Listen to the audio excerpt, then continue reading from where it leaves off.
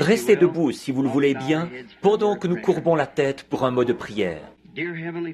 Cher Père Céleste, nous sommes reconnaissants ce soir de cette nouvelle occasion de venir présenter ce glorieux, merveilleux évangile de Jésus-Christ. Nous te remercions parce qu'il est encore le même, hier, aujourd'hui et éternellement. Nous te remercions pour ces gens qui se sont rassemblés ici en cette période de temps froid et qui sont encore dans une grande attente.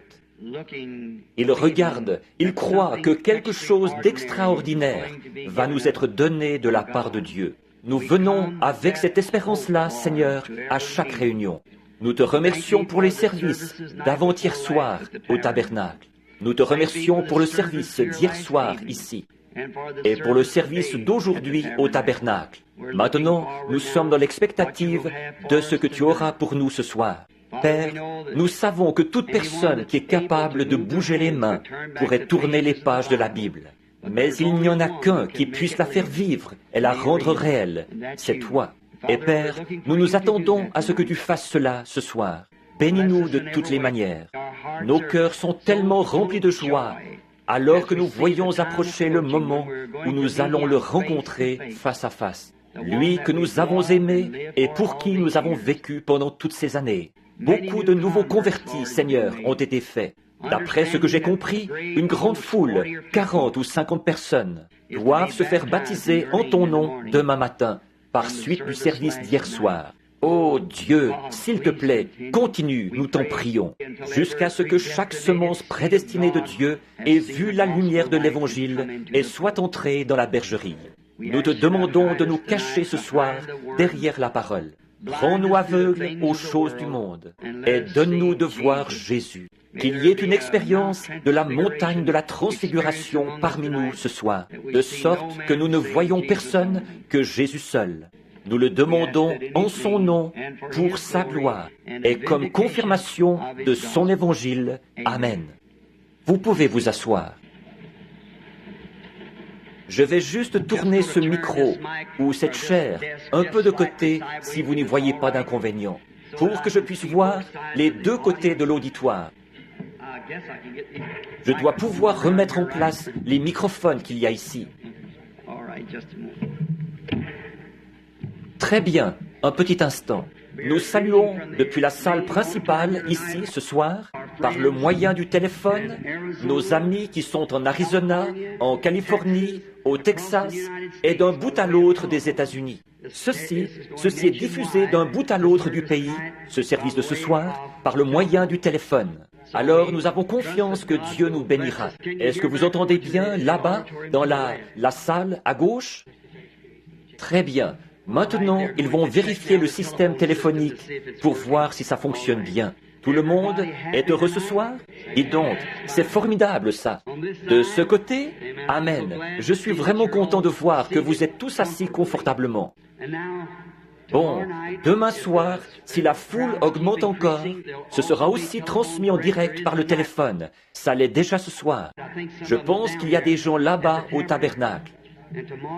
Demain matin, les services ne pourront pas se faire au tabernacle parce que il y aura là un fleuriste en train de décorer l'église pour un mariage qui aura lieu demain après-midi. Alors, ils ont transféré les services du matin à l'église de Frère Ruddle, l'un de nos associés. Et c'est sur la route ici, la 62. Est-ce que ça a été annoncé? Ça a été annoncé. Et s'il n'y a pas assez de place pour tout le monde là-bas, nous prendrons ceux qui restent et nous enverrons un autre ministre chez Frère Junior Jackson à Clarksville. La raison pour laquelle nous faisons ça chez Frère Ruddle, c'est que c'est près d'ici et nous avons pensé que vous pourriez trouver le lieu plus facilement. Alors, nous allons arranger quelque chose d'une façon ou d'une autre. Et bien nous assurer de faire tous ces baptêmes demain. Et j'espère qu'il y en aura encore une centaine ou deux qui s'ajouteront à ceux-là qui se feront baptiser demain. Maintenant, demain soir, je n'aime jamais annoncer à l'avance le sujet d'une prédication. Mais un soir, pendant le service ou un jour, je voudrais parler sur le sujet de qui est ce Melchisédek. En effet, c'est un sujet dont, je pense, nous vivons au temps de ces révélations. Et c'est la question qui s'est posée tout au long de l'âge. Qui est cet homme? Et je crois que Dieu a la réponse. Qui il était? Certains ont dit un sacerdoce, d'autres ont dit un roi, d'autres, mais tant qu'il y a une question, il doit y avoir une réponse à cette question, une réponse qui est la bonne. Il ne peut pas y avoir une question sans qu'il y ait d'abord une réponse. Maintenant, nous avons confiance que Dieu nous donnera une bénédiction de sa parole ce soir, alors que nous la lirons. Et Billy m'a demandé de vous dire que vous aviez vraiment bien collaboré avec les gens ici, les préposés au stationnement, la police et tout. Continuez, c'est très très bien ça. Nous espérons voir le moment, peut-être dans un proche avenir, où nous pourrions peut-être apporter la tente ici en ville, et la monter ici au stade de baseball, où nous pourrions rester pendant quelque temps, peut-être pour un réveil de 3 ou 4 semaines continuelles. Ici, on vient à peine de faire connaissance. Qu'il faut déjà se dire au revoir et repartir. Mais j'aimerais venir lors d'un voyage pour un séjour long, à un moment où nous pourrions rester, qu'on ne soit pas obligé de s'arrêter au bout d'un soir ou deux, mais qu'on puisse vraiment rester et enseigner le jour et le soir continuellement. Peut-être que quelqu'un rentrera à la maison, nourrir les poulets, traire les vaches, et reviendra la semaine d'après pour continuer avec le service. J'aime ça. Alors, que le Seigneur soit avec vous. Bon, avant que je reparte, peut-être dimanche matin ou dimanche soir, ou à un moment donné, à l'un de ces services-là, je sais que vous êtes tous dans l'attente d'entendre le message sur la vérité concernant le mariage et le divorce, ce qui est l'un des grands problèmes du jour. Et aussi sûr que je suis ici devant vous, je crois que la réponse correcte se trouve dans la parole de Dieu. Et c'est pour ça, je crois, que j'avais promis de revenir. Et je pense bien, à ma connaissance, que pour autant que je sache, je voudrais tenir un autre service ici, à Jeffersonville, le dimanche de Pâques. Et nous, pour le service du lever du soleil, et puis celui du dimanche de Pâques. Alors, nous annoncerons ça à l'avance, et nous essayerons d'obtenir peut-être la salle, si possible, ou un endroit pour le dimanche. Peut-être qu'on pourrait être là le samedi et le dimanche. Il va falloir que je fasse le voyage aller et retour en avion, parce que c'est tout près du moment. Il faut d'abord que je vérifie avec le programme que j'ai, et l'un de mes itinéraires pour la Californie. Et puis, aussitôt après ça, je dois partir en Afrique. Alors, gardez le contact et priez pour nous. Maintenant, ce soir, je voudrais attirer votre attention sur un passage de la parole de Dieu qui se trouve au chapitre 4 de Luc. Au chapitre 4, à partir du verset 16, c'est Jésus qui parle. Aujourd'hui, cette parole que vous venez d'entendre est accomplie. Maintenant, nous voudrions tirer de ceci une conclusion. Montrer combien la parole de Dieu est dynamique. Or, nous pouvons tous arriver à comprendre la mécanique. Mais il faut la dynamique pour la faire agir.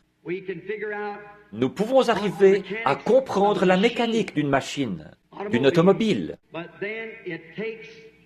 Mais ensuite, il faut la dynamique pour actionner les roues et les mettre en mouvement. Là, Jésus était retourné à Nazareth, où il avait été élevé. Un peu plus loin dans les Écritures ici, nous voyons qu'il disait « Nous avons appris que tu as fait telle et telle chose à Capernaum. Maintenant que nous te voyons faire ça ici, dans ta patrie. » Jésus a dit « Un prophète n'est pas sans honneur si ce n'est dans sa patrie. » Et évidemment, ça, c'est le lieu où vous avez été élevé et où les gens vous connaissent. Et là-bas, il avait une mauvaise réputation dès le départ. Parce qu'il était né sans un père terrestre. Il disait de lui qu'il était un enfant illégitime. Qu'en fait, Marie était enceinte avant qu'elle se soit mariée officiellement avec Joseph. Mais ce n'est pas vrai. Nous savons que ce n'est pas vrai. Et ce passage de l'Écriture, ce qui m'a amené à poser les yeux dessus, c'est quelque chose qui est arrivé tout dernièrement à Phoenix, en Arizona. C'était le dernier jour de service où je devais parler à la Convention internationale des hommes d'affaires du plein évangile. Et pendant cette convention, il y avait un invité parmi nous, c'était un évêque catholique qui est des rites chaldéens de l'Église catholique apostolique, le révérendissime Jean S. Stanley, OSD. Il est archevêque métropolitain des États-Unis dans l'Église catholique. Ceci, en fait, c'est sa carte et son adresse. C'était un invité parmi les hommes d'affaires chrétiens, et je l'avais vu là, la veille.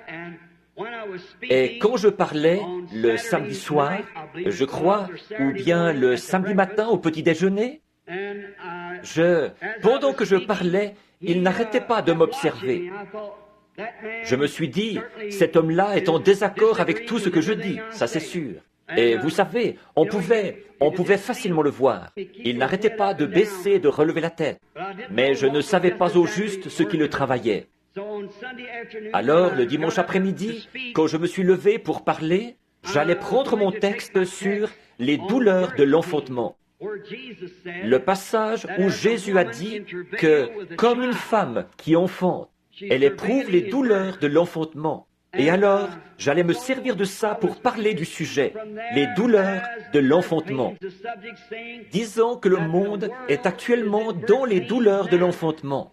L'ancien doit disparaître pour que le nouveau puisse naître, tout comme une semence doit tomber en pourriture pour produire une nouvelle vie. Et que de douleurs d'enfantement ont frappé le monde. À la Première Guerre mondiale, elle a eu une douleur aiguë parce qu'il y avait des gaz toxiques et ainsi de suite qui pouvaient presque détruire le monde. Et à la Seconde Guerre mondiale, elle a été prise d'une autre douleur plus difficile à supporter.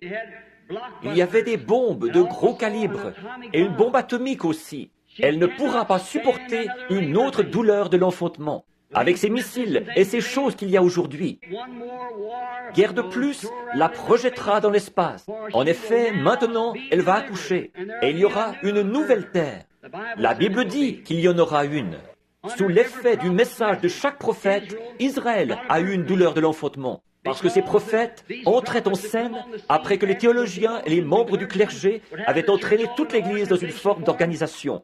Et quand ces prophètes entraient en scène avec l'Ainsi dit le Seigneur, ils secouaient ces églises. Alors, elle avait une douleur de l'enfantement. Finalement, elle a eu des douleurs d'enfantement jusqu'au moment même où elle a accouché d'un fils de l'Évangile, qui était la parole elle-même faite chair.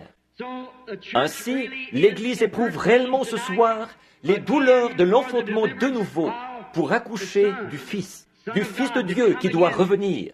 Tous nos théologiens, tous nos systèmes, toutes nos dénominations sont complètement pourris en dessous de nous. Donc, nous éprouvons la douleur de l'enfantement. Et un message de Dieu provoque toujours sur l'Église une douleur plus violente. Mais au bout d'un moment, elle va accoucher d'une épouse. C'est ce qui amènera Jésus-Christ à son épouse. Et alors, je pensais que cet homme était vraiment très en désaccord avec moi. Quand je me suis levé pour prêcher ce message, j'ai ouvert ma Bible pour trouver la page. Et ma femme m'avait donné une nouvelle Bible pour Noël. Mon ancienne Bible a déjà une quinzaine d'années. Et elle était presque en morceaux. Les pages se détachaient chaque fois que je l'ouvrais. Par contre, je savais exactement où y retrouver chaque passage de l'Écriture. Donc, j'avais étudié avec beaucoup d'attention dans cette Bible-là. Et j'ai simplement pris la neuve parce que l'autre avait l'air trop usé pour que j'aille à l'église avec ça. Et comme j'allais prendre dans Jean, à l'endroit où le passage de l'Écriture se trouvait, j'allais lire au chapitre 16. Mais le verset que je cherchais n'était pas là. Alors je me suis dit, c'est bizarre. J'ai cherché de nouveau, ce n'était toujours pas là. Et frère Jack Moore, de Shreveport, en Louisiane, un de mes amis intimes, il était assis là. J'ai dit, frère Jack, ça se trouve bien dans Jean 16, n'est-ce pas? Il a dit, oui. Et ce prêtre catholique s'est levé de son siège sur l'estrade où une centaine de membres du clergé étaient assis. Il s'est approché pour venir auprès de moi avec toutes ses soutanes, ses robes, ses croix et tout. Il est venu tout près de moi et il a dit, « Mon fils, restez calme. Dieu se prépare à faire quelque chose. » Je me suis dit, un évêque catholique qui me dit ça? Il a dit, « Lisez-le dans mon livre. » Et j'ai lu le passage de l'Écriture dans son livre. J'ai pris mon texte et j'ai continué. J'ai prêché mon sermon. Après, quand j'ai eu terminé, il s'est levé après que je suis parti et il a dit, il y a une chose qui devra arriver. Après ça, ou bien l'Église devra sortir du gâchis dans lequel elle se trouve, ou bien c'est nous qui devrons sortir du gâchis dans lequel l'Église se trouve. Donc, de deux choses l'une. J'étais en route pour rentrer, je retournais à Tucson ce soir-là. Les enfants réclamaient un sandwich, alors je me suis arrêté à un petit kiosque pour acheter un sandwich. Et ma femme m'a dit, « Bill, je n'ai jamais été aussi mal à l'aise de toute ma vie, de te voir debout là, à chercher partout dans cette Bible. » Elle a dit, « Tu n'étais pas mal à l'aise, toi ?» J'ai dit, « Non. » J'ai dit, « Je savais que ça se trouvait là-dedans quelque part.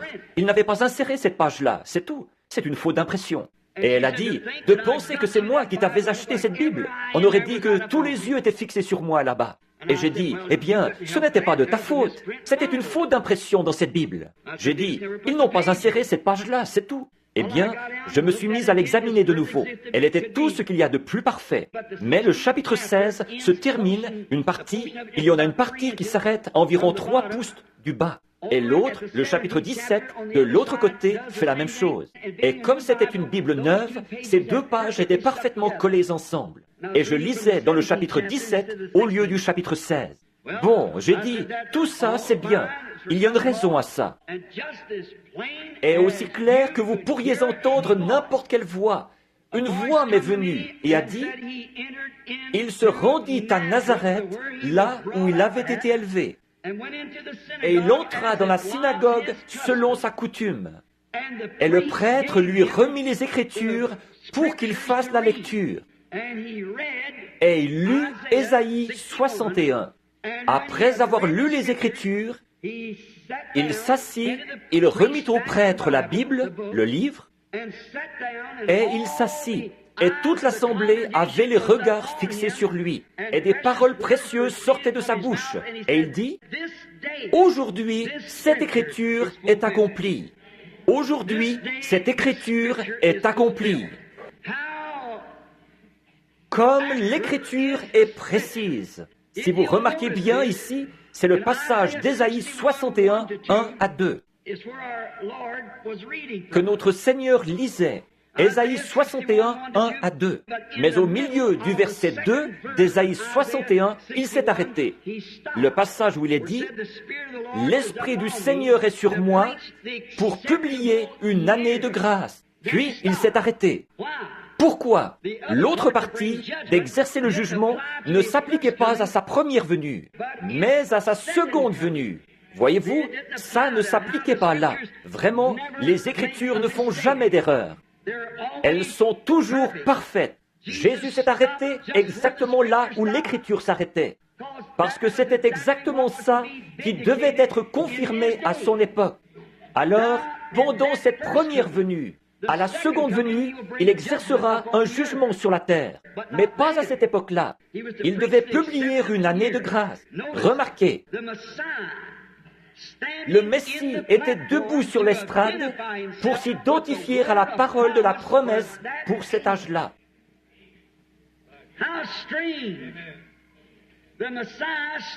Le Messie se tenait là, debout devant l'Église, et considérait ces précieuses paroles quand il dit ici, pour publier une année de grâce. L'année de grâce, nous le savons tous comme lecteurs de la Bible, c'était l'année du jubilé. C'était quand tous les esclaves et tous les prisonniers, ceux qui avaient été faits prisonniers, ils avaient dû donner un fils pour payer une dette, ou une fille pour payer une dette. Et ceux-ci étaient en esclavage. Peu importe depuis combien de temps ils étaient en esclavage, ou combien de temps ils étaient censés y rester.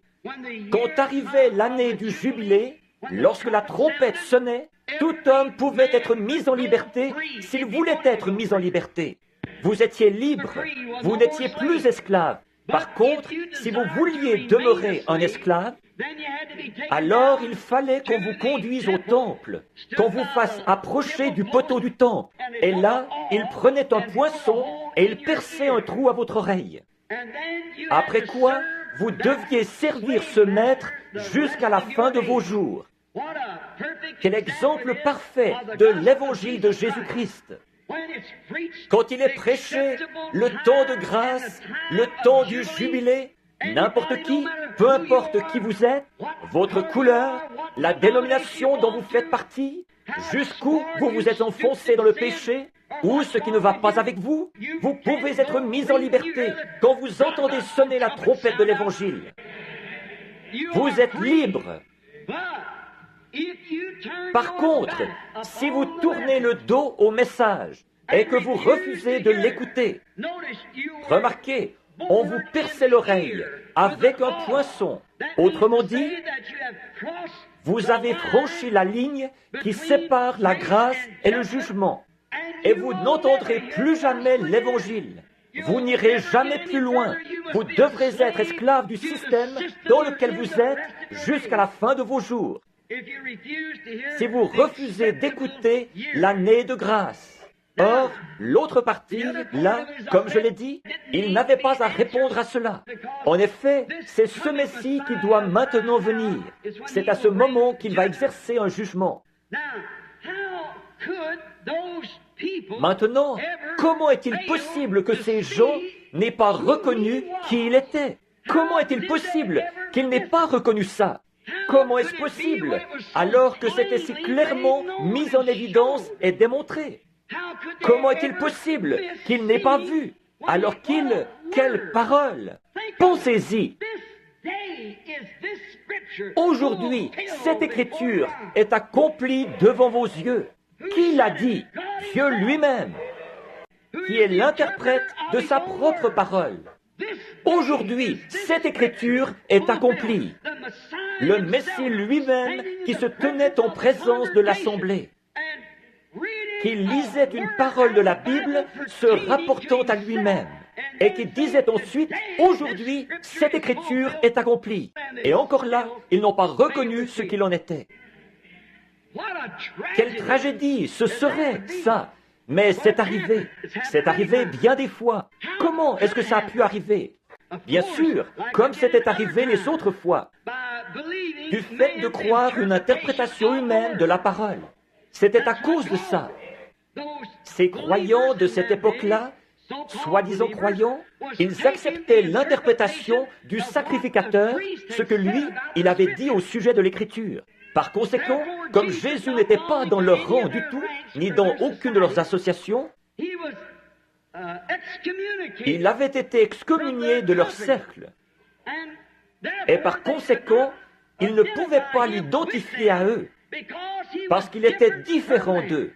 La personne de Jésus-Christ était tellement unique que personne n'aurait pu manquer de voir que c'était là le Fils de Dieu. Parce qu'il était l'identification parfaite de l'Écriture qui avait été écrite à son sujet. Voilà la façon dont on reconnaît tout chrétien. Quand sa vie s'identifie avec les choses mêmes que le chrétien est censé faire.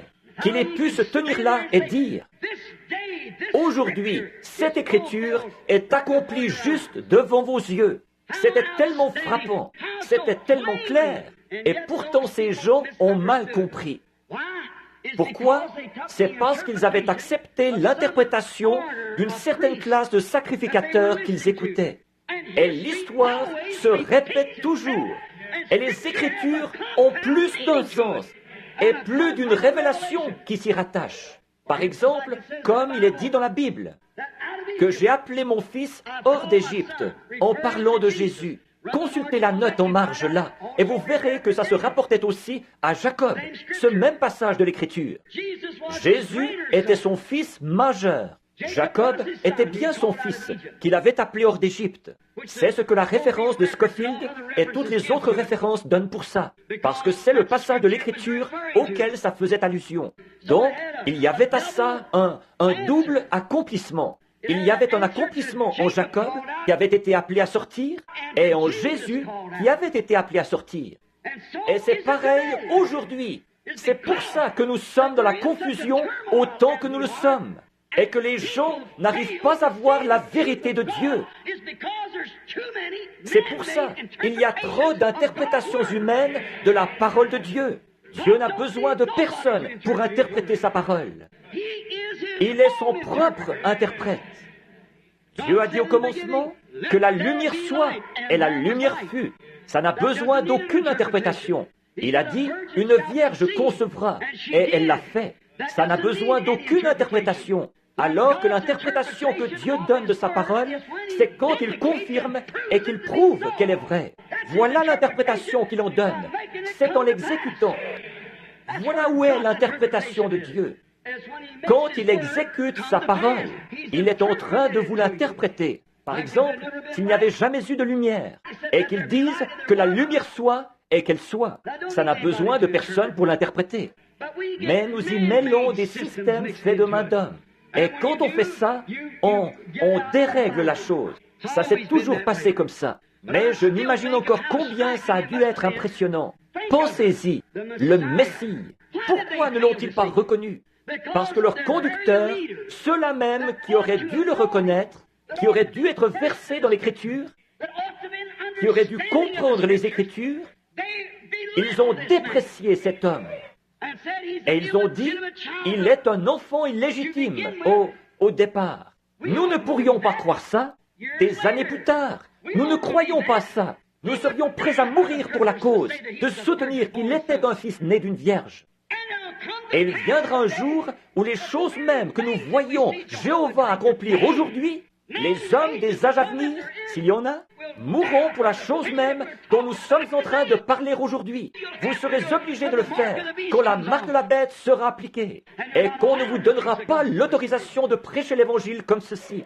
Quand cette grande union des églises se fera, ce qui est en train de se mettre en place maintenant pour former l'Église mondiale, vous devrez sceller votre témoignage de ceci avec votre propre vie. Il faut que vous y croyiez maintenant. Si ces sacrificateurs qu'il avait condamnés pouvaient ressusciter, ils ne le condamneraient pas.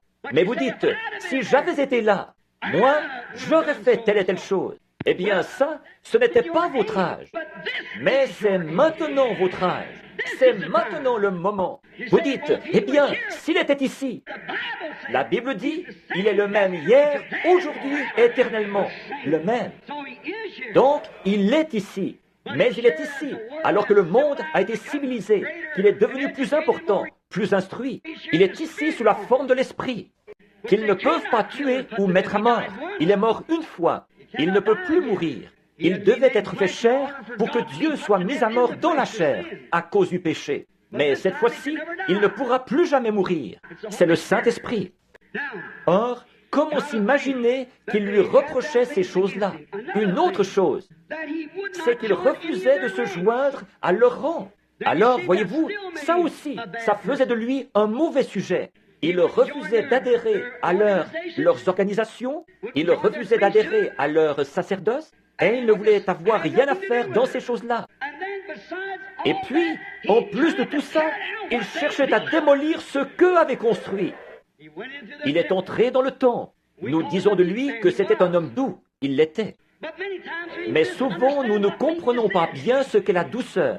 Il était un homme de compassion. Et pourtant, parfois, nous ne comprenons pas ce qu'est la compassion. La sympathie humaine, ce n'est pas ça qui est la compassion. Mais la compassion, c'est de faire la volonté de Dieu.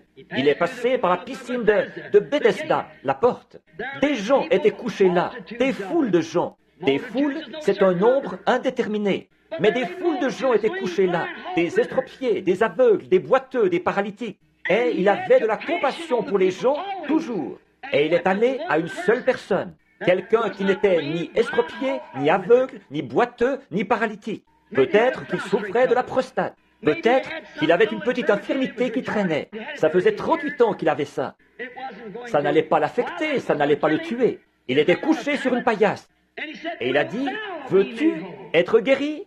Et cet homme a dit, « Je n'ai personne pour me jeter dans l'eau. Mais pendant que j'y vais, eh bien, quelqu'un descend avant moi. » Voyez-vous, il marchait, il voyait, il se déplaçait. Seulement, il était faible, c'est tout. Et Jésus lui a dit, lève-toi, prends ton lit et va dans ta maison.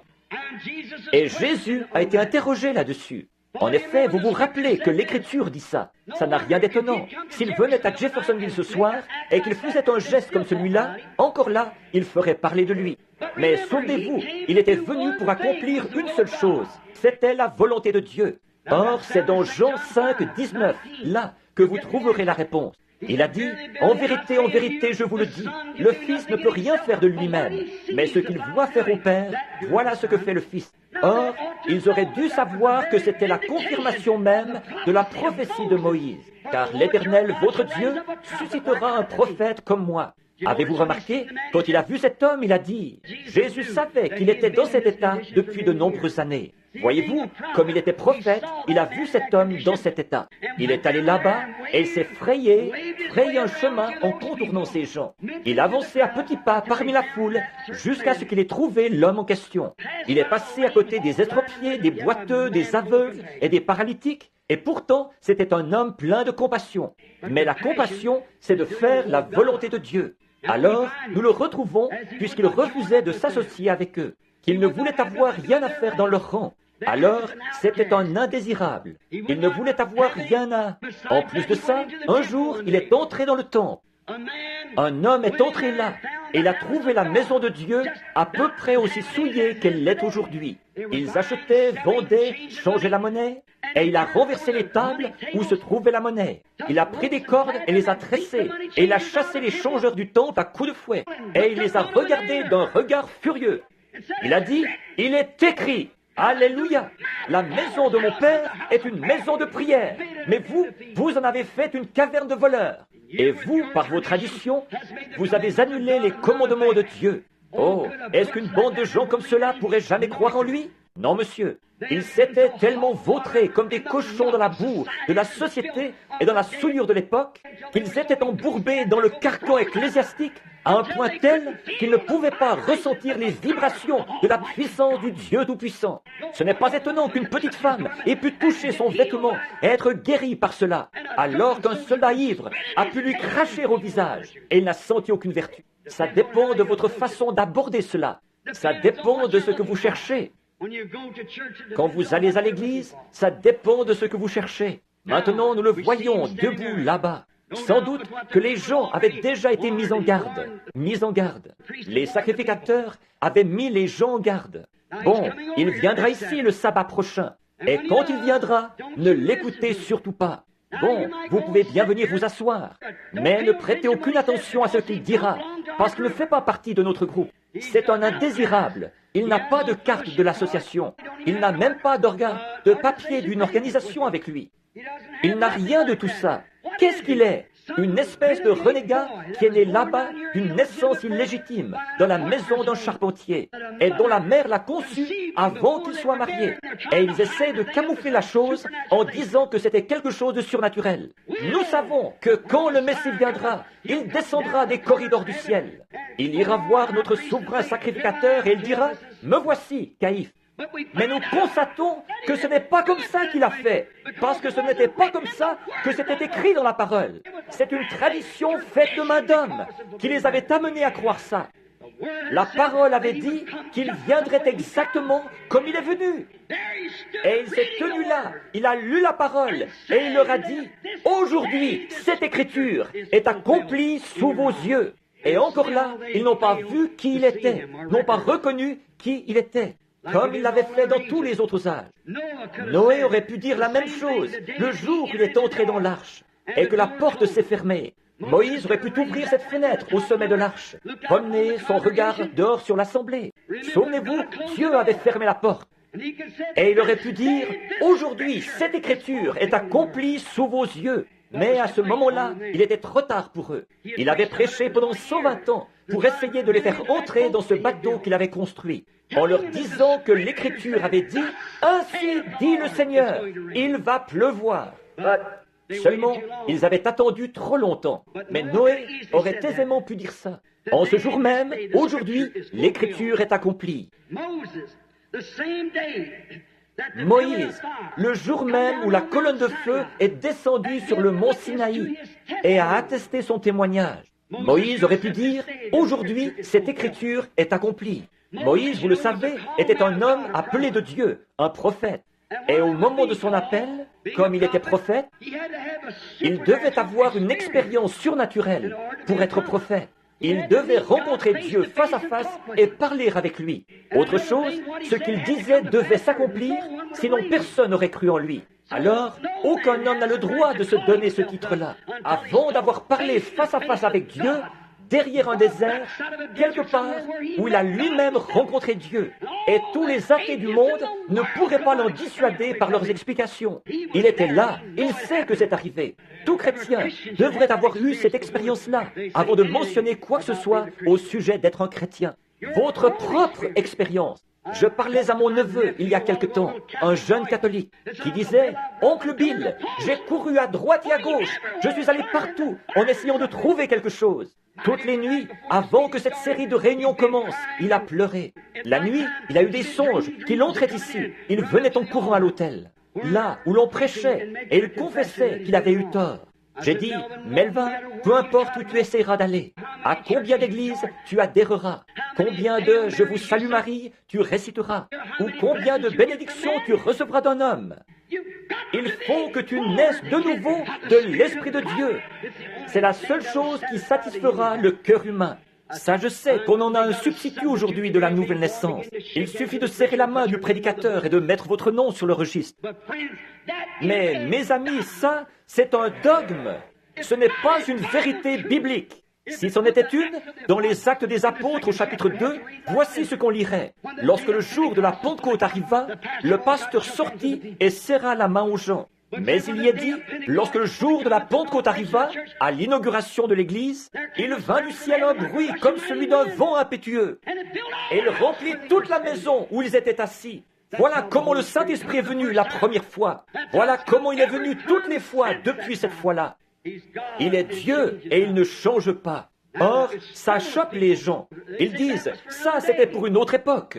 Eh bien, il est le même hier, aujourd'hui et éternellement. Chaque fois que l'Église a reçu le Saint-Esprit, il est toujours venu comme il l'a fait la première fois, en vertu de la même ordonnance.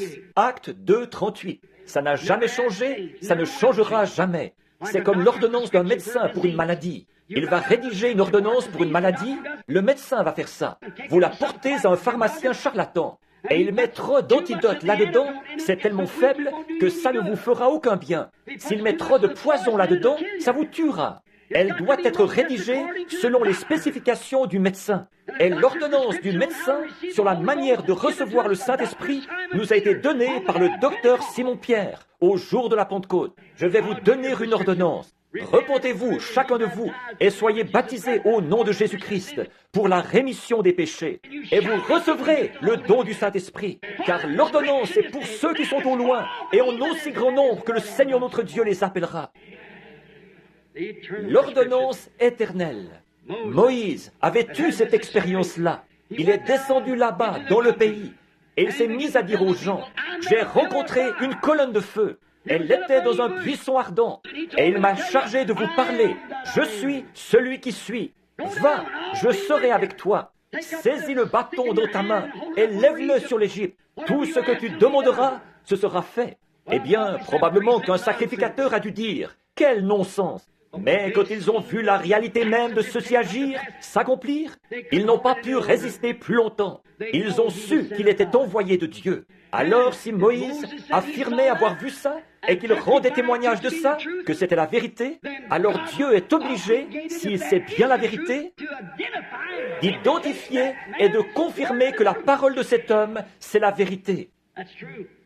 C'est vrai. Si Jésus-Christ est venu là et qu'il a lu ce jour-là, aujourd'hui cette parole est accomplie devant vous. Dieu est obligé d'exécuter cette parole. Nous nous tenons ici ce soir et nous disons que Jésus-Christ est le même hier, aujourd'hui et éternellement. Dieu est obligé de prouver qu'il en est bien ainsi. Parce que c'est sa parole. Or, qu'est-ce que ça produit? Il faut avoir la foi, y croire. Il faut avoir la foi, croire sa parole, croire qu'elle est bien la vérité. Remarquez ce qui est arrivé. Quand Moïse a fait sortir les enfants et tous ceux qui l'ont suivi, Ceux qui n'ont pas suivi sont restés en Égypte. Mais ceux qui ont suivi Moïse, quand ils sont sortis de la mer Rouge et qu'ils sont arrivés dans le désert, Dieu est descendu sur le mont Sinaï. Cette colonne de feu a embrasé toute la montagne. Et de là, une voix a parlé. Et Dieu a donné les 10 commandements. Moïse aurait pu s'avancer vers les gens là-bas et dire « Aujourd'hui, l'écriture dont je vous avais parlé, moi qui suis son prophète, s'accomplit. Aujourd'hui, je vous avais dit que Dieu m'avait rencontré là-bas dans un buisson ardent, dans une colonne de feu, et qu'il avait dit ceci, ceci sera un signe. Tu ramèneras ces gens ici même, dans ce lieu, de nouveau. Et voilà Dieu, dans cette même colonne de feu dans laquelle je vous avais dit qu'il était, qui se tient là, sur la montagne.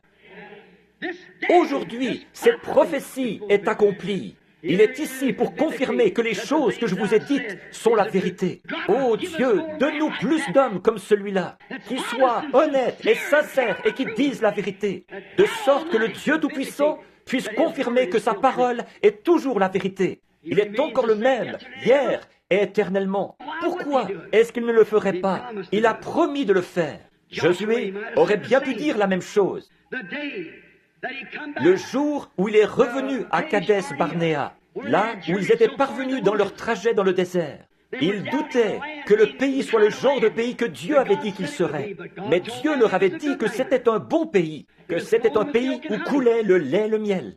Et Josué et Caleb étaient les 2 seuls qui croyaient ça, alors qu'ils étaient partis avec les 10 autres. Quand ils sont revenus, ils avaient la preuve. Ils avaient une grappe de raisin qui ne pouvait être portée que par 2 hommes forts. Josué et Caleb auraient pu se tenir là et dire « Aujourd'hui, cette écriture est accomplie. Voici la preuve que c'est un bon pays. » Bien sûr. Pourquoi? Voilà la preuve que c'est un bon pays. Où avez-vous déjà trouvé des choses comme ça en Égypte? Là-bas, il n'y avait pas d'endroit pareil. Mais aujourd'hui, cette écriture est accomplie. Il aurait pu dire la même chose quand il avait prophétisé et qu'il avait dit que les murailles de Jéricho s'écrouleraient après qu'ils en auraient fait le tour 7 fois, pendant 7 jours, 7 fois en un jour. Et quand ils en ont fait le tour la dernière fois, les murailles se sont écroulées. Josué aurait pu se lever et dire aujourd'hui, alors que le capitaine en chef de l'armée de l'Éternel m'avait dit, il y a des semaines, que ça se passerait comme ceci. Aujourd'hui, cette écriture est accomplie. Les murailles s'étaient complètement effondrées. Venez, allons nous en emparer. Ça nous appartient. Aujourd'hui, cette écriture est accomplie. Comme c'est formidable. Des hommes de Dieu ont pris position pour les choses qui sont justes. Israël, au fleuve, quand ils allaient prendre possession du pays, traverser. Comment vont-ils s'y prendre? C'est au mois d'avril. Il y a de l'inondation causée par la fonte des neiges là-bas en Judée. Oh, quel piètre général Dieu semblait être d'avoir amené son peuple là-bas au mois d'avril, au moment où le Jourdain était en crue plus que jamais. Parfois, je pourrais m'arrêter ici si j'avais le temps pour vous donner un petit tuyau. Parfois, vous pourriez être assis là avec un cancer, ou vous pourriez être assis là avec une maladie. Vous vous dites, pourquoi est-ce que moi, qui suis chrétien, je serais dans cet état-là? Pourquoi est-ce que je serais dans cet état-là si je suis chrétien? Parfois, Dieu laisse les choses devenir tellement sombres que vous ne pouvez pas voir, ni au-dessus, ni autour, ni nulle part ailleurs. Et ensuite, il vient vous frayer un chemin à travers tout ça, pour que vous puissiez dire, aujourd'hui, cette écriture est en train de s'accomplir, ce qu'il avait promis de faire. Il a laissé les enfants hébreux entrer tout droit dans la fournaise ardente. Ils avaient dit, notre Dieu peut nous délivrer de ce feu de la fournaise. Mais quoi qu'il en soit, nous ne nous prosternerons pas devant votre statue. Quand ils sont ressortis de là, l'odeur de la fournaise sur eux, ou plutôt sans odeur de la fournaise sur eux, ils auraient pu dire, aujourd'hui, cette écriture est accomplie. Quand Daniel est sorti de la fosse au lion, il aurait pu dire la même chose. Jean-Baptiste, au bout de 400 ans d'enseignement ecclésiastique, ce n'est pas étonnant que cette église ait été en plein gâchis à cette époque-là. Quand il a paru dans le désert, au Jourdain, il aurait pu se tenir sur la rive, là, comme il l'a fait, et dire « Aujourd'hui, cette écriture, Ésaïe 40, est accomplie. » Je pourrais bien m'arrêter ici pour vous dire ce que ce vieux prêtre m'a dit. Il a dit, « Mon fils, vous n'avez jamais terminé ce message. » J'ai dit, « Ne bougez pas. » Il a dit, « Vous voulez dire que ces pentecôtistes-là ne voient pas ça ?» J'ai dit, « Non. » Il a dit, « Moi, je le vois. » Et un prêtre catholique par-dessus le marché. Ah, il a dit, « Pourquoi n'avez-vous pas continué ?» J'ai dit, « Ne bougez pas. » Il a dit, « Gloire à Dieu, je le vois !» Et à peu près au même moment, le Saint-Esprit est descendu sur sa sœur, qui était assise là, à la réunion. Elle s'est levée en parlant en langues inconnues. Et elle a donné l'interprétation de la chose même dont nous parlions, le prêtre et moi, sur l'estrade. Une immense clameur s'est élevée dans toute l'église, dans tout le lieu. Ça s'est poursuivi jusque dans la convention d'Oral Roberts, la semaine dernière, ou la semaine avant la semaine dernière. On ne parlait que de ça à la convention. Ce prêtre qui, là, sous l'action du Saint-Esprit, il a été révélé dans l'auditoire par l'entremise d'une femme, c'était sa sœur, je crois, ce qui était en train de se passer là-haut sur l'estrade. La chose même que nous cachions a été révélée. Cette heure où nous vivons, aujourd'hui, cette écriture est accomplie. Aujourd'hui, les lumières du soir sont venues et nous ne les voyons pas. Remarquez, Jean a dit, aujourd'hui, je suis la voix de celui qui crie dans le désert, comme l'a dit le prophète Ésaïe. Préparez le chemin du Seigneur. Ils n'ont pas compris. Ils disaient, oh, tu es Jésus, tu es le Christ, plutôt. Il a dit, je ne suis pas le Christ. Il a dit, je ne suis pas digne de délier ses souliers. Mais, il a dit, il est au milieu de vous quelque part. En effet, il était sûr qu'il serait là. Il serait là à son époque, puisque Dieu lui avait dit que c'était lui qui allait présenter le Messie. Un jour, un jeune homme passait par là, et il a vu comme une lumière au-dessus de lui, un signe. Et il s'est écrié, « Voici l'agneau de Dieu. Aujourd'hui, cette écriture est accomplie devant vous. » C'est sûr. Au jour de la Pentecôte, Pierre s'est levé et il a cité leur écriture, Joël 2, 38. Alors qu'ils étaient tous là à rigoler, ces gens-là. Ils n'arrivaient pas à parler dans leur langue à eux. Ils baragouinaient autre chose. La Bible dit des langues séparées. Séparées, c'est une langue partagée. Ils ne disaient rien. Ils ne faisaient que baragouiner. Ils couraient dans tous les sens, comme une bande de gens ivres. Ils disaient tous, « Eh bien, ces gens sont ivres, regardez-les. Regardez comment ils se conduisent. Ces femmes et ces hommes, ils font du désordre. » C'est ce que disait ce groupe religieux de l'époque. Pierre s'est levé au milieu d'eux. Il a dit, « Hommes, frères, vous qui séjournez à Jérusalem et vous qui habitez la Judée, sachez que ces gens ne sont pas ivres comme vous le supposez, car c'est la 3e heure du jour. Mais c'est ici ce qui a été annoncé par le prophète Joël. Dans les derniers jours, je répandrai mon esprit sur toute chair. Aujourd'hui, cette écriture s'est accomplie. Certainement, Luther est arrivé à l'heure. Wesley est arrivé à l'heure. La Pentecôte est arrivée à l'heure. Il n'y a rien qui fait défaut. Maintenant, je vous demande de considérer l'âge et le temps où nous vivons actuellement par rapport à la parole promise pour aujourd'hui. Si autrefois, dans les autres âges, des hommes ont pu dire « Aujourd'hui, cette écriture. Aujourd'hui, cette écriture. » Alors, qu'en est-il de l'écriture pour aujourd'hui? Qu'est-ce qui est promis pour aujourd'hui? Où en sommes-nous? À quelle heure vivons-nous? Alors que l'horloge indique, que l'horloge de la science indique. Minuit moins 3. Le monde est affolé. L'Église est dans un lit de corruption. Plus personne ne sait où il en est. Il est quelle heure du jour? Qu'en est-il de l'écriture pour aujourd'hui? La situation de l'Église ou la situation de l'Église d'aujourd'hui. Dans le monde, la politique, notre système mondial, c'est pourri au possible. Je ne suis pas un politicien, je suis un chrétien. Mais ce n'est pas mon affaire de parler de politique. Mais je voudrais simplement dire qu'ils sont pourris des deux côtés. J'ai voté une seule fois, c'était pour Christ. Je ne peux pas faire autrement que de gagner. Le diable a voté contre moi et Christ a voté pour moi. Ça dépend du parti pour qui moi j'ai voté. Je suis content d'avoir voté pour lui. Que le monde dise ce qu'il voudra. Moi, je crois toujours qu'il est le même hier, aujourd'hui et éternellement. Il le prouvera. Certainement qu'il le prouvera. Certainement.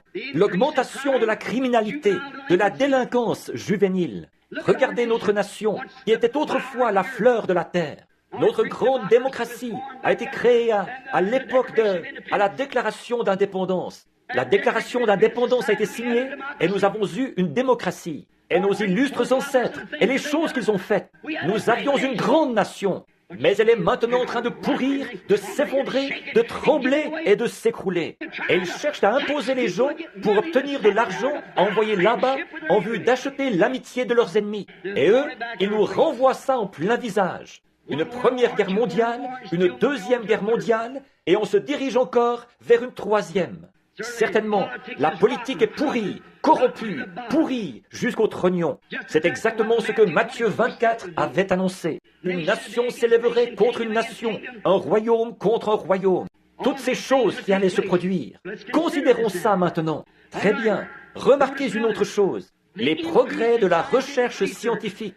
Il fut un temps où, juste, mon grand-père allait voir ma grand-mère en char à bœuf. Maintenant, on a un avion à réaction, ou même un engin qu'on met en orbite dans les airs, dans l'espace. C'est grand. Qui donc avait dit ça? Dans Daniel 12:4, il est dit « La connaissance augmentera dans les derniers jours. Nous voyons l'heure où nous vivons. » Remarquez maintenant la situation du monde, l'état de la science. Remarquez encore autre chose. Aujourd'hui, dans notre système d'éducation. Maintenant, n'essayez pas de nier ça. J'ai des coupures de journaux. Ils enseignent le sexe dans nos écoles, aux jeunes élèves à avoir des relations sexuelles l'un avec l'autre pour voir s'ils pourront vivre en couple dans le monde. Oui, monsieur. Et que dire de notre clergé? Ce soir, j'ai un article du journal, à Los Angeles, en Californie. Un groupe de membres du clergé, des baptistes et des presbytériens, des ministres. Ils ont fait venir une bande d'homosexuels et ils ont eu des relations homosexuelles avec eux, en disant qu'ils essayaient de les gagner à Dieu, alors que c'est l'une des malédictions de l'heure. Sodomite! Même que les policiers ont procédé à leur arrestation. Alors, où en sommes-nous? Notre système tout entier est tombé en pourriture en dessous de nous. J'ai vu qu'il y a eu une augmentation de l'homosexualité aux États-Unis, que ça a augmenté de 20 ou 30% depuis l'an passé. Pensez à ça, des hommes qui vivent avec des hommes, tout comme ils le faisaient à Sodome. L'augmentation de la criminalité, de la délinquance juvénile. À quelle heure vivons-nous? Aujourd'hui, cette parole de prophétie est accomplie. Le monde religieux, l'Église elle-même, l'Église appelée à sortir, ce que nous appelons l'Église appelée à sortir, le dernier âge de l'Église, l'âge de l'Église pentecôtiste. Où en est-il? Il est dans Laodicée, comme le dit l'Écriture. Aujourd'hui, ils ont levé les barrières. Leurs femmes sont à moitié habillées. Leurs hommes sont... C'est affreux. Certains d'entre eux qui se sont mariés 3 ou 4 fois, ils font partie du conseil des diacres et tout. Ils se sont relâchés et ont fait entrer la corruption. Parce qu'ils ont tenu conseil et ils se sont ralliés au monde. Et aujourd'hui, ils ont les meilleurs bâtiments qu'ils aient jamais eus. Quelque part, l'une d'elles est en train de construire une salle de 50 millions de dollars. 50 millions de dollars. Des pentecôtistes. Autrefois, ils étaient là, au coin, il y a 25 ans de ça, à battre du tambourin. Ils disaient, nous, parce que, dit l'Écriture, dans Apocalypse 3, tu es riche. Que tu dis? Je suis riche. Je suis assise en reine. Je n'ai besoin de rien. Et tu ne sais pas que tu es malheureuse, misérable, pauvre, nue, aveugle. Et tu ne le sais pas. Aujourd'hui, cette Écriture est accomplie sous vos yeux. Amen. Amen, ça veut dire « ainsi soit-il ». Je ne me dis pas « Amen » à moi-même, mais je veux dire par là que je crois que c'est la vérité. Aujourd'hui, cette Écriture est accomplie. L'Église pentecôtiste est dans un état de Laodicée. Oh, ils sautent, ils crient, et ils s'emballent encore pendant qu'il y a de la musique. Quand il n'y a plus de musique, ou de musique de beatnik, comme certains d'entre eux jouent et qu'ils appellent le christianisme, quand ça s'arrête, toute la gloire est partie. Voyez, si c'est une vraie louange qui est de Dieu, il n'y a pas assez de sifflets, ni assez de puissance dans ce monde pour l'arrêter. Quand ça vient réellement de Dieu, ce qu'il faut, ce n'est pas de la musique entraînante. Ce qu'il faut, c'est que l'Esprit de Dieu descende sur elle. C'est tout ce qu'il faut. Il y a longtemps qu'ils ont oublié cela, parce qu'ils ont classifié le don du Saint-Esprit, le parler en langue, comme signe initial. Et j'ai entendu des démons et des sorciers parler en langue. Le Saint-Esprit, c'est la parole de Dieu en vous, qui s'identifie en acceptant cette parole. Sinon, ça ne peut pas être le Saint-Esprit. Si on dit que c'est le Saint-Esprit et qu'on renie une seule parole de cette Bible, ça ne peut pas être le Saint-Esprit. C'est ça la preuve, si vous croyez ou pas. Remarquez, un autre grand signe. Les Juifs sont dans leur patrie, leur propre pays, leur propre monnaie. Ils sont membres des Nations Unies. Ils ont leur propre armée. Ils ont tout. Ils sont dans leur patrie. Et Jésus a dit, apprenez du figuier la parabole qu'il vous offre. Voilà qu'ils sont rentrés là-bas dans leur pays. Aujourd'hui, cette écriture est accomplie. Les Juifs dans leur patrie. Aujourd'hui, cette écriture est accomplie. L'âge de l'église de Laodicée. Aujourd'hui, cette écriture, Matthieu 24, est accomplie. Le monde est dans un état de corruption. Toute la chose. Nation contre nation. Tremblement de terre en divers lieux. Violents tourbillons qui s'abattent, qui secouent les nations et tout. De grandes catastrophes partout. Aujourd'hui, cette écriture est accomplie. Donc, nous avons vu l'état du monde. Nous voyons où en est l'Église normale, l'organisation, la dénomination. Nous voyons où elles en sont. Nous voyons où en sont les nations. Et nous voyons qu'aujourd'hui, ces promesses sont accomplies. Bon, mais en ce jour-ci, il doit y avoir une super semence royale d'Abraham. C'est exactement ce qu'elle allait être. Elle allait être une épouse royale pour le fils royal promis. Comme je le disais hier soir, ce ne sera pas une semence naturelle. Ce sera une semence spirituelle. Une épouse spirituelle doit être suscitée, qui sera la semence royale de la foi royale du fils royal d'Abraham.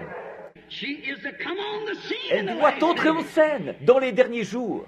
Et le temps et le lieu, c'est une promesse qui lui a été donnée. Selon Malachie 4, un passage de l'Écriture, il doit venir un message qui secouera le cœur des gens pour les ramener directement au Père apostolique. Quelqu'un doit entrer en scène, quelqu'un avec la puissance d'Élie qui entrera en scène, un homme du désert qui paraîtra et qui aura un message qui ramènera tout droit à la parole de nouveau. C'est l'heure où nous vivons. Alors considérez maintenant, je vous le demande en cette heure, à vous ici, les gens de Jeffersonville, en 1933, la lumière surnaturelle qui est descendue là-bas sur la rivière, le jour où je baptisais 500 personnes au nom de Jésus-Christ, alors que j'étais un jeune homme d'une vingtaine d'années. Qu'est-ce qu'elle a dit, Jeffersonville? Qu'est-ce qui se trouvait là, au bas de la rue Spring? Alors que le courrier journal, je crois que c'est le Louisville Herald, qui a publié l'article là-dessus, ça a été transmis par la presse associée, jusque là-bas au Canada. Le docteur Livell a découpé ça dans le journal, tout là-bas au Canada, en 1933. Pendant que je baptisais la 17e personne, avec ce témoin au-dessus de moi. Et vous connaissez le reste de l'histoire. Pendant que j'étais là, en train de baptiser la 17e personne, une lumière est descendue du ciel. Elle brillait au-dessus de l'endroit, comme une étoile tombée du ciel. Une voix dit, comme Jean-Baptiste a été envoyé comme précurseur de la première venue de Christ, ton message sera le précurseur de sa seconde venue dans le monde entier.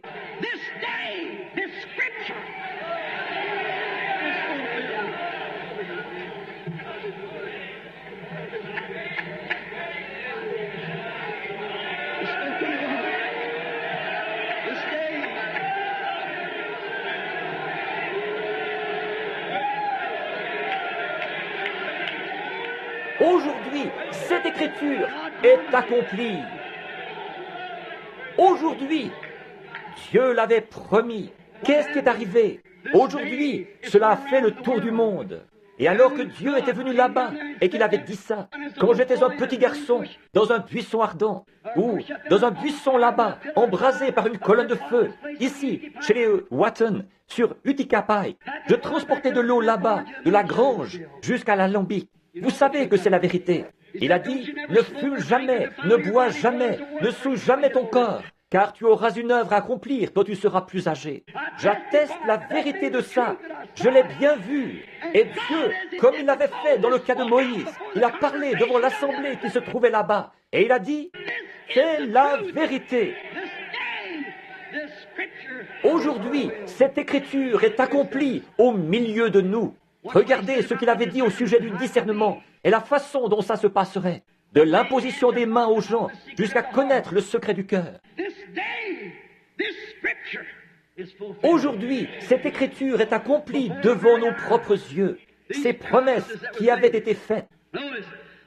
Remarquez, toutes ces promesses avaient été confirmées et accomplies par le Dieu de la promesse. Regardez, elle est accrochée à Washington, D.C. ce soir. La photo de l'ange du Seigneur, alors que George J. Lacey, le chef du service des empreintes digitales et documents du FBI pour le gouvernement des États-Unis, avait examiné ça à Houston, au Texas, et il avait dit « C'est le seul être surnaturel qui ait jamais été photographié dans le monde entier.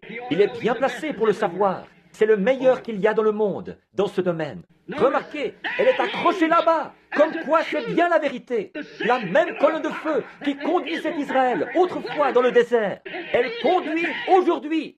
C'est le même genre de message. Sortez de l'Égypte. Aujourd'hui, cette écriture est accomplie. Vous savez quel a été le message, ce qu'il a dit.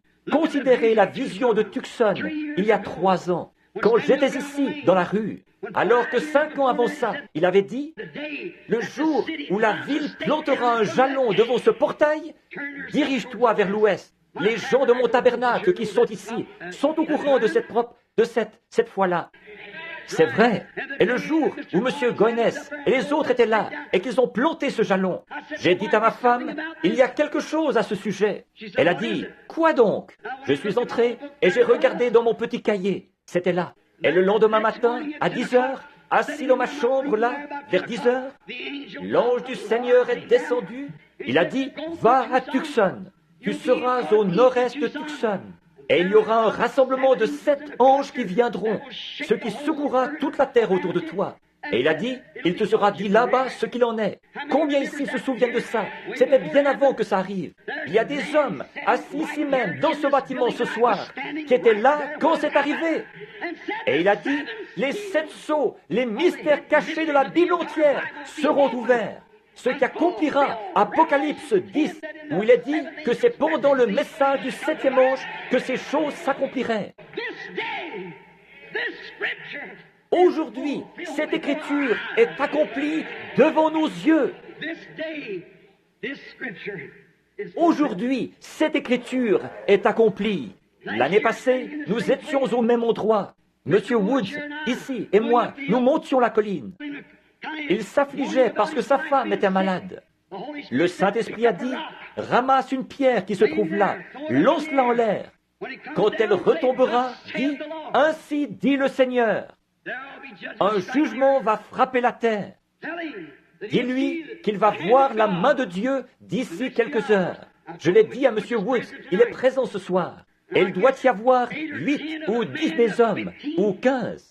De ceux qui étaient là au moment où c'est arrivé, le lendemain matin, alors que le Seigneur est descendu dans un tourbillon qui a fracassé la montagne autour de nous et arraché la cime des arbres et claqué 3 fois. Il a dit, le jugement se dirige vers la côte ouest. 2 jours plus tard, l'Alaska a failli être englouti dans la terre. Et depuis ce moment-là, partout le long de la côte, le jugement de Dieu s'abat avec violence contre ce rideau spirituel. Il y a un rideau de fer. Il y a un rideau de bambou et il y a un rideau de péché. La civilisation a parcouru le même trajet que le soleil. L'Évangile aussi. Ils sont partis de l'Est et ils sont allés à l'Ouest, comme le fait le soleil. Et maintenant, c'est sur la côte Ouest. Ça ne peut pas aller plus loin. Si ça va plus loin, ça retournera de nouveau à l'Est. Le prophète a dit, il y aura un jour dont on ne pourra dire si c'est la nuit ou le jour. Un jour sombre, beaucoup de pluie et de brouillard. On s'est adhéré à une église ou mettre son nom sur un registre, mais pas plus. Mais vers le temps du soir, la lumière paraîtra. Aujourd'hui, cette écriture est accomplie. Le même S-U-N, soleil, qui se lève à l'est. C'est ce même S-U-N, soleil, qui se couche à l'ouest. Et le même S-O-N, Fils de Dieu, qui est venu à l'Est et qui a confirmé qu'il était Dieu manifesté dans la chair. C'est ce même S-O-N, Fils de Dieu, qui est ici dans l'hémisphère ouest, qui s'identifie au milieu de l'Église ce soir, le même hier, aujourd'hui et éternellement. La lumière du soir du Fils est venue. Aujourd'hui, cette écriture est accomplie devant nous. Où en sommes-nous en cet âge abrahamique? Où en sommes-nous en cette grande époque où nous sommes? Cette grandeur où nous vivons? Toutes les visions se sont accomplies. Et que dire de la foi où un jeune ministre de nos amis ici, d'une église sœur associée, Junior Jackson, est venu en vitesse nous voir un soir où j'étais là-bas. Il a dit, « Frère Branham, j'ai eu un songe qui me tracasse. J'ai vu tous les frères rassemblés sur une colline. Et il a dit, sur cette colline, vous étiez en train de nous enseigner en vous référant à des lettres qui étaient inscrites. On aurait dit des lettres que le temps avait gravées dans le roc. Quand vous avez eu terminé ça, que tout ça a été terminé, vous avez dit, approchez-vous. Et nous nous sommes tous rassemblés là-haut. Il a dit, vous avez tendu le bras quelque part et vous avez pris comme un genre de pied de biche. Vous avez donné des coups et vous avez ouvert le sommet de cette petite pyramide. Et à ce moment-là, il a dit, c'était de la roche de granit, avec rien d'écrit dessus. Et vous nous avez dit d'examiner ça. Et vous, nous nous sommes tous mis à regarder. Il a dit, j'ai tourné la tête et j'ai remarqué que vous vous dirigiez vers l'ouest, à toute vitesse, vers le soleil couchant. Combien se souviennent de ça? Et je suis resté là un petit moment, jusqu'à ce que le Saint-Esprit révèle ce qu'il en était. J'ai dit, la Bible entière, toutes ces choses qui ont été révélées à l'homme, à travers la justification, la sanctification, le baptême du Saint-Esprit, le baptême au nom de Jésus, et toutes ces choses, elles ont été révélées.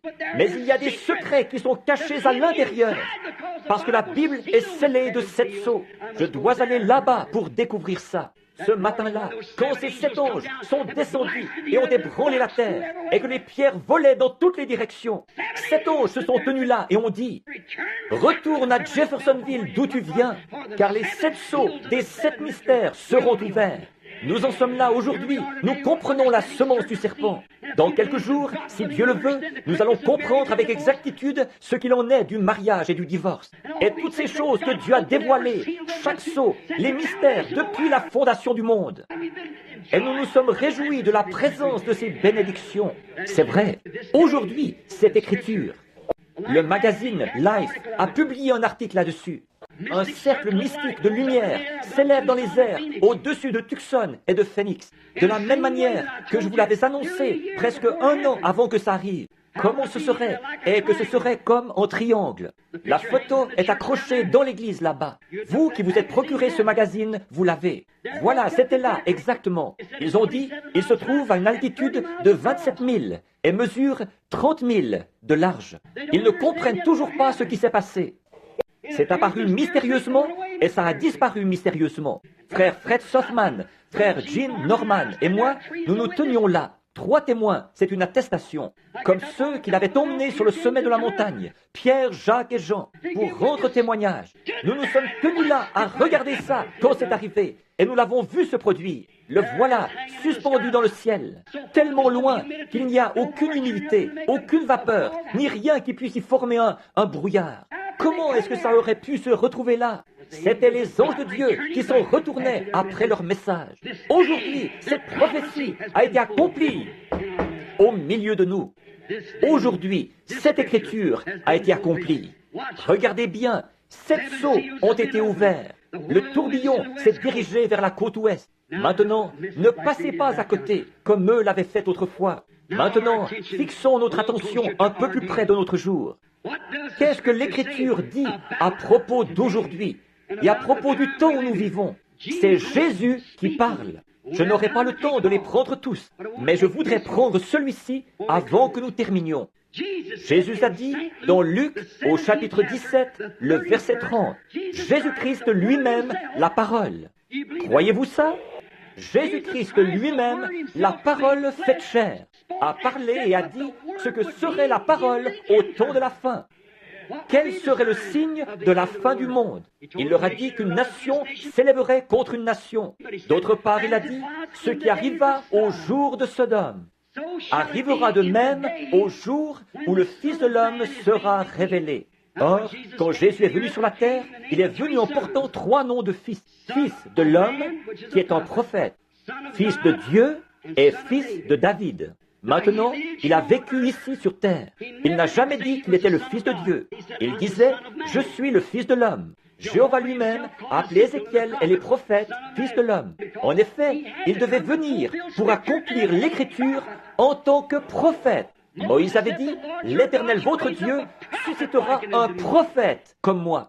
C'est pour ça qu'il ne pouvait pas être le Fils de Dieu là, parce qu'il était le Fils de l'homme. La parole est venue au prophète, et il était la parole dans sa plénitude. Fils de l'homme, le prophète majeur.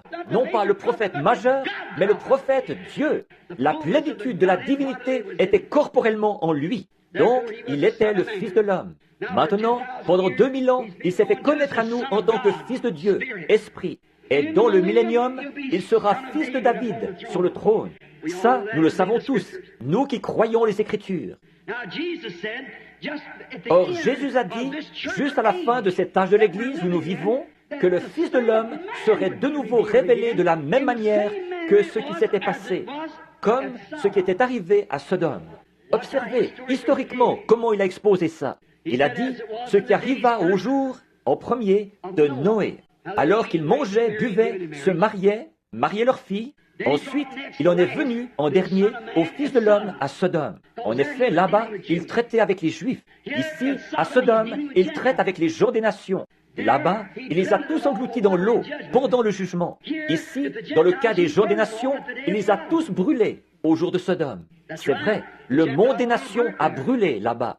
Et il en sera de même quand le Fils de l'homme se révélera. Ce ne sera plus de l'eau, mais ce sera du feu cette fois. Jésus lisait dans la même Genèse 23 que nous lisons, quand il lisait au sujet de Sodome. Bon, nous reconnaissons la situation dont il est fait mention, l'état du monde de Sodome, des Sodomites, l'état de Sodome. Tous, autant que nous sommes, nous pouvons dire Amen à ça. Nous croyons ça. Bien. Et l'état spirituel de Laodicée, de l'Église naturelle. Nous pouvons dire Amen à ça. Et en admettre les signes. Nous savons que tous les signes sont là. L'Église est dans Laodicée. Nous savons ça. Nous savons que le monde est dans un état de Sodome. Pas vrai? Nous admettrons ça. Mais qu'en est-il du signe d'Abraham, de celui qui attendait le Fils promis? Ça, c'en était un autre. Souvenez-vous, il y avait un Sodome là-bas. Ils ont eu leur messager. Et Abraham a eu son messager. Abraham attendait jour après jour l'accomplissement d'une chose presque impossible. Sarah a 90 ans et lui a 100 ans. Conformément à la promesse de Dieu, il attendait toujours. Au milieu de toutes les critiques, il attendait ce fils-là. Et le véritable croyant aussi, il attend toujours le retour de ce fils promis.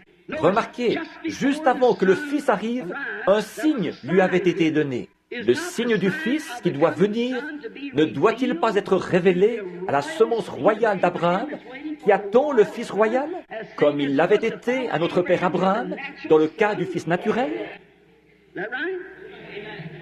Jésus l'a dit ici dans Luc 17:30, avant que ce temps-là arrive, que le Fils de l'homme se révélerait, comme il l'avait fait au jour de Sodome, avant la destruction de Sodome.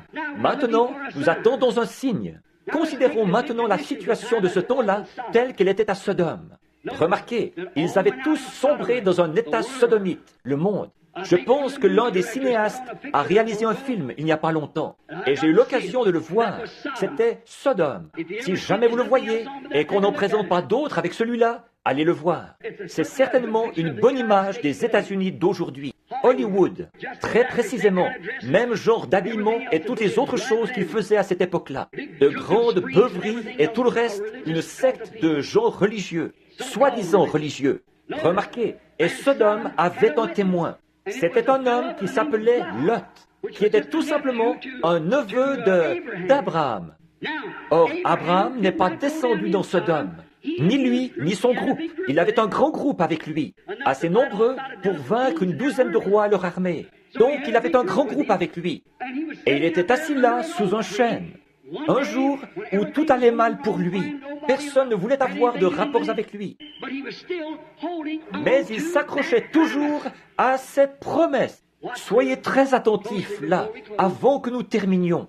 Pendant qu'il était assis là, 3 hommes sont venus vers lui à pied. 2 d'entre eux sont descendus dans Sodome et ont prêché l'évangile à ceux de là-bas pour qu'ils sortent de là, à Lot. Pas vrai? Mais il y en a un qui est resté avec Abraham. Remarquez, celui qui est resté avec Abraham, c'était Dieu lui-même. Les 2 autres, c'étaient des anges messagers. Or, là-bas à Sodome, ils n'ont pas fait de miracle. Ils les ont seulement frappés d'aveuglement. Et la prédication de l'Évangile les frappe toujours d'aveuglement. Maintenant, regardez le cadre dans lequel se situe cette époque-là. Il y a une église naturelle. C'est toujours en 3, comme je le disais hier soir, que Dieu est représenté. Il y avait les Sodomites, les Lotistes et les Abrahamistes. Le monde est dans la même situation ce soir. C'est exactement là qu'il se situe. Permettez-moi de vous demander quelque chose. Regardez le cadre dans lequel se situe ceci, maintenant. Abraham a appelé cet homme qui lui parlait Elohim. Le mot hébreu Elohim signifie celui qui est entièrement suffisant, celui qui est l'Éternel. Elohim, Dieu lui-même. Au commencement, Genèse 1 dit « Au commencement, Dieu ». Prenez le mot hébreu là ou plutôt le mot grec. Au commencement, Elohim créa les cieux et la terre. Et voici qu'il, dans Genèse, vers le chapitre 22 là, il dit encore, ou vers le chapitre 20, il a dit « Et cet homme-là, il l'a appelé du nom d'Elohim ». Pourquoi a-t-il fait ça? Dieu, représenté dans une chair humaine, qui s'est assis avec Abraham et qui a mangé un sandwich au veau. Il a bu du lait et mangé du pain. Dieu lui-même. Et il a disparu juste là, devant Abraham.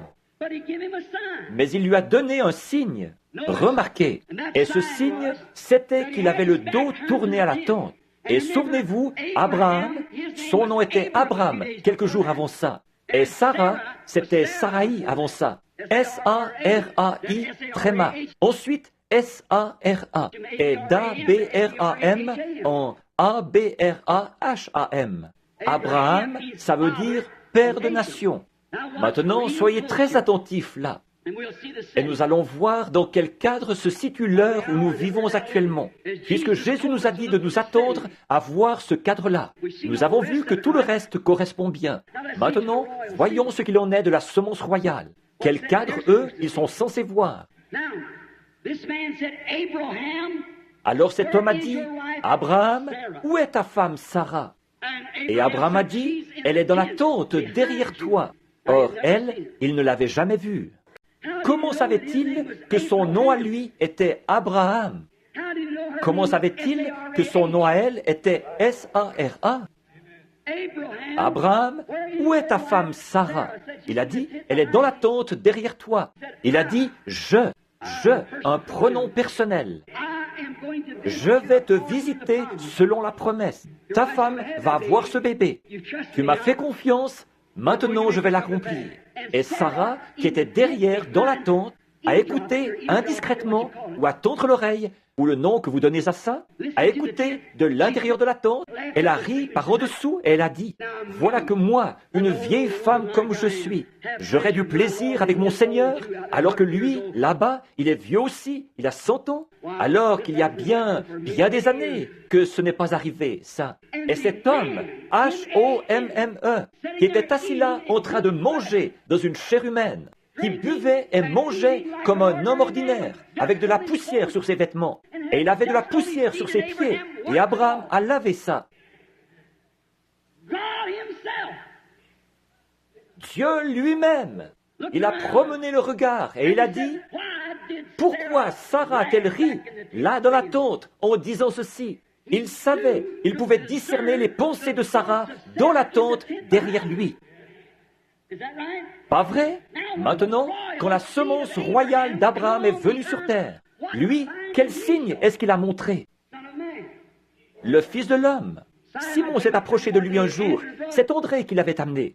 Il a dit, « Ton nom est Simon, tu es le fils de Jonas. » Qu'il a dit, « Voyez, ça a fait de lui un croyant. » Philippe est allé chercher Nathanaël. Et il est revenu. Il lui avait dit, viens voir un homme, celui que nous avons trouvé. Jésus de Nazareth, fils de Joseph. Il a dit, un instant là, peut-il venir quelque chose de bon de ce fanatisme? Il a dit, viens voir. Alors, quand Philippe est arrivé en présence de Jésus avec Nathanaël, Jésus a regardé celui-ci et il a dit, voici un Israélite dans lequel il n'y a point de fraude. Il a dit, Rabbi, comment m'as-tu connu? Il a dit, avant que Philippe t'appelle, quand tu étais sous l'arbre, je t'ai vu. Il a dit, Rabbi, tu es le Fils de Dieu, tu es le roi d'Israël. Quand la petite femme au puits, dans son état d'immoralité, est arrivée dans un petit décor semblable à ceci pour puiser de l'eau, Jésus avait envoyé ses disciples acheter des vivres.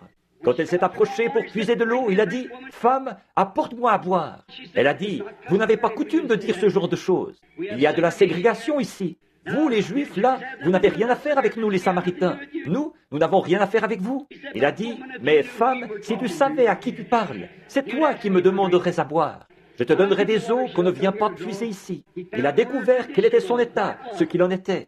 Il a dit, « Va chercher ton mari et viens ici. » Elle a dit, « Je n'ai pas de mari. » Il a dit, « Tu as dit la vérité, tu en as eu 5, et celui avec qui tu vis maintenant n'est pas ton mari. » Elle a dit, « Monsieur, je vois que tu es prophète.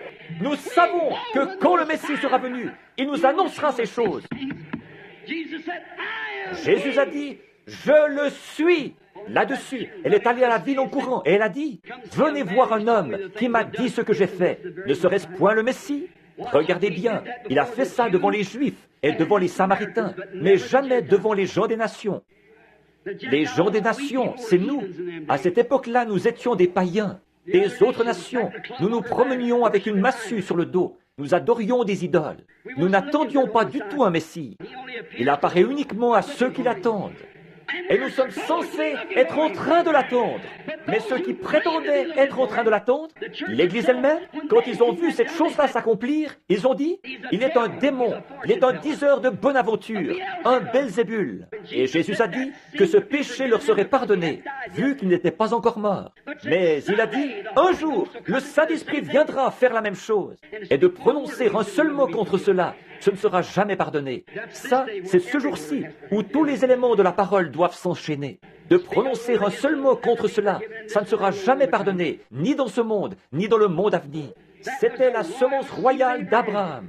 Et ici, cette semence royale d'Abraham, qui était venue à cause de cette identification de cet homme qui était assis là avec Abraham, il est venu pour prouver qu'il s'agissait du même Dieu. Et il a promis qu'en ce jour-ci, ce qui arriva au jour de Sodome, arrivera de même à la venue du Fils de l'homme. Au moment où il se révélera en tant que Fils de l'homme. Amen. C'est maintenant le jour où cette écriture doit s'accomplir. Regardez dans quel cadre nous nous situons aujourd'hui. Regardez l'Église ou le Fils de Dieu. Regardez ce jour sombre. Regardez toutes les prophéties. Maintenant, une chose étrange. Nos visiteurs devraient déjà être là. Dans ce cas, si le cadre doit être le même qu'à Sodome, ils étaient 3 qui étaient venus. 3 hommes remarquables envoyés du ciel. Nous admettrons ça. Ils étaient 3. Un est resté avec Abraham. Ils sont tous allés là pour commencer. Mais un est resté avec Abraham. Les autres sont descendus à Sodome. Pas vrai? Et Abraham, son nom avait été changé d'Abraham en Abraham. Pas vrai? Il n'y a pas une seule fois dans l'histoire où l'Église du monde ait jamais eu un évangéliste qui aille vers elle, dont le nom se soit terminé par H-A-M, avant aujourd'hui. Billy, G-R-A-H-A-M. Pas vrai? G-R-A-H-A-M, 6 lettres. A-B-R-A-H-A-M, c'est 7 lettres. Mais G-R-A-H-A-M, c'est 6 lettres. C'est-à-dire le monde, l'homme, voyez? Regardez ceux qui sont allés là-bas aujourd'hui. Ce sont ces messagers du ciel. Y a-t-il un homme sur terre qui ait prêché la repentance aussi clairement que Billy Graham? Y a-t-il eu un homme qui ait autant marqué les gens que Billy Graham? Jamais il n'y a eu un homme sur le plan international. Oh, Billy Sunday et les autres ont été ici aux États-Unis, mais Billy Graham est connu mondialement. Voyez-vous d'où il lance son appel? De Sodome. Et il y a celui qui l'accompagne là-bas, qui est avec l'église pentecôtiste, un Oral Roberts. Mais qu'en est-il du groupe des élus? Eux, quel genre de signe est-ce qu'ils sont censés voir? Eux, qu'est-ce qu'ils sont censés recevoir? Alléluia! Au temps du soir, la lumière paraîtra. Aujourd'hui, cette écriture est accomplie. Aujourd'hui, la promesse de Dieu est accomplie. Nous savons que c'est la vérité. Il est ici ce soir, comme il l'était à cette époque-là. Or, de prêcher ça, comme je le disais tout à l'heure, si vous prêchez quelque chose et que c'est la vérité de l'Évangile, alors Dieu est obligé de confirmer ça. Pas vrai? Maintenant, s'il en est ainsi, alors que le Dieu qui a écrit la parole, que le Dieu qui a donné la prophétie, que le Dieu qui est le Dieu de la parole s'avance.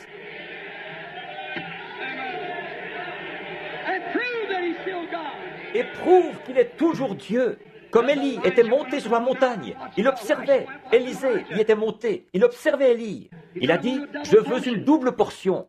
Et le manteau qui était sur Élie est tombé sur Élisée. Il est descendu là, il a plié cette couverture en deux, il en a frappé le fleuve, et il a dit, où est le Dieu d'Élie? Et la même chose qui s'était passée pour Élie s'est passée pour Élisée. Et le même évangile, la même puissance, le même Fils de l'homme qui existait hier, existe aujourd'hui et existera éternellement. Hébreux 13, 8. Croyez-vous ça? Alors je vous demande ceci. Je ne peux pas être lui, mais il est ici. Nous ne sommes qu'un porteur. Certains d'entre vous dans l'auditoire qui êtes malades et affligés et qui savez que je ne vous connais pas, que Dieu maintenant, si je peux m'humilier suffisamment, priez et demandez à Dieu. Je ne pense pas, il n'y a pas de carte de prière dans le bâtiment, n'est-ce pas? Non, nous n'avons distribué aucune carte de prière. Nous allons faire une réunion de prière ou de guérison des malades à l'église. Mais vous, priez, qui savez que je vous suis totalement inconnu. Voyez, vous me connaissez, vous de Jeffersonville. Je ne veux pas que ce soit les gens de Jeffersonville qui fassent ça. Je veux que ce soit les gens qui viennent de quelque part ailleurs. Voyez si Dieu révèle toujours. Voyez s'il est toujours le même, hier, aujourd'hui et éternellement. Faites comme la petite femme avait fait. Il passait, elle s'est dit, je crois en cet homme. Elle avait une perte de sang. Elle s'est dit, si je peux toucher le bord de son vêtement, je crois que je serai guéri. Pas vrai? À cause de sa foi, ce jour-là, l'Écriture s'est accomplie. Il a pansé le cœur de ceux qui avaient le cœur brisé. Il a guéri les malades et les estropiés. Quand elle a touché son vêtement et qu'elle est allée s'asseoir, il s'est retourné et il a dit, qui m'a touché? Comment est-ce qu'il a bien pu savoir ça dans cette immense foule? Probablement 30 fois plus de gens qu'il y en a ici ce soir, des milliers. Comment est-ce qu'il a su ça? Il a dit, qui m'a touché? Il n'a pas dit ça juste pour le plaisir de le dire. Il l'a dit parce que c'était vrai. Alors il a dit, qui m'a touché? Tout de suite, il a regardé autour de lui et il a vu la petite femme à l'endroit où elle se trouvait assise ou debout, quelle était la position dans laquelle elle se trouvait. Et il lui a dit que sa perte de sang s'était terminée. Ça, c'était Jésus hier. C'est lui aujourd'hui. Vous croyez ça? Je ne vous connais pas. Dieu, lui, vous connaît. Mais vous avez des douleurs aux côtés qui vous dérangent. C'est exact. Vous êtes assis là, en train de prier pour ça. Est-ce que je vous suis inconnu? Que nous sommes des inconnus l'un pour l'autre? Levez-vous si c'est le cas. Je ne vous connais pas. C'est cet homme-ci, juste ici au coin, ce jeune homme. Vous avez aussi mal à la gorge. C'est exact. Vous êtes en train de prier pour ça. Vous êtes dans un état de grande nervosité à cause de quelque chose. Vous allez être obligé de quitter cette série de réunions parce que vous êtes ministre. Vous avez des obligations, des choses dont vous devez vous occuper. C'est exact. Oui. Croyez-vous que Dieu sait qui vous êtes? Monsieur le révérend Smith, maintenant, vous pouvez aller être guéri. Jésus-Christ vous a guéri. Allez à votre réunion. Votre gorge ne va pas vous déranger. Qui a-t-il touché?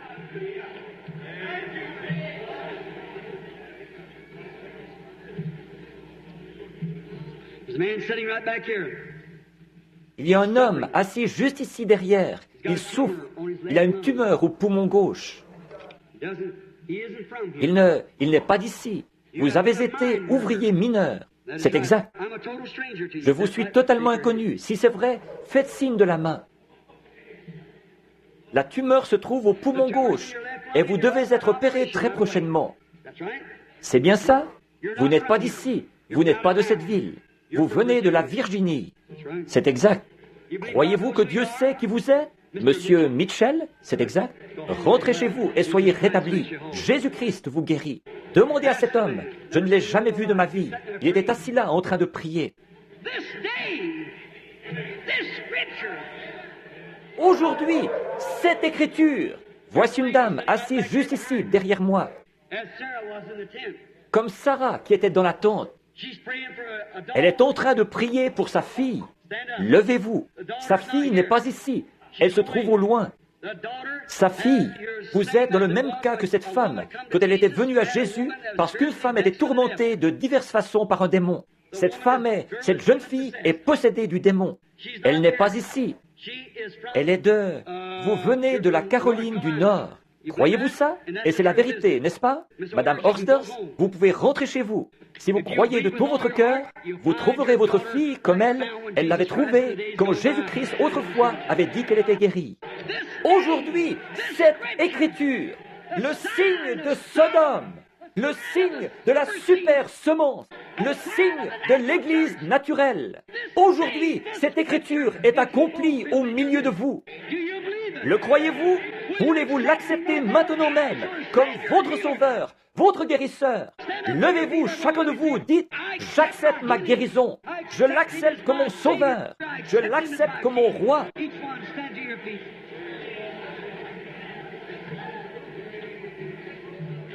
Aujourd'hui, écoutez mes amis, il lut l'Écriture, remit la Bible au sacrificateur, et il est dit, tous les gens avaient les regards fixés sur lui. Il les regarda et dit, aujourd'hui, cette Écriture est accomplie. J'ai lu l'Écriture avec une douzaine ou plus de preuves que nous vivons au dernier jour. La génération qui verra le retour de Jésus-Christ sur la terre. Et je vous dis, ce soir, de nouveau, aujourd'hui, cette écriture est accomplie devant vous. Vous qui êtes à Tucson, vous qui êtes en Californie, vous qui êtes à New York, ceux qui nous sont reliés par le téléphone. Aujourd'hui, cette écriture est accomplie devant vous. Réjouissons-nous et soyons dans l'allégresse, car les noces de l'agneau sont proches, et son épouse à elle, son épouse à lui, s'est préparée. Levons les mains et donnons-lui gloire, vous tous les peuples. Que Dieu vous bénisse.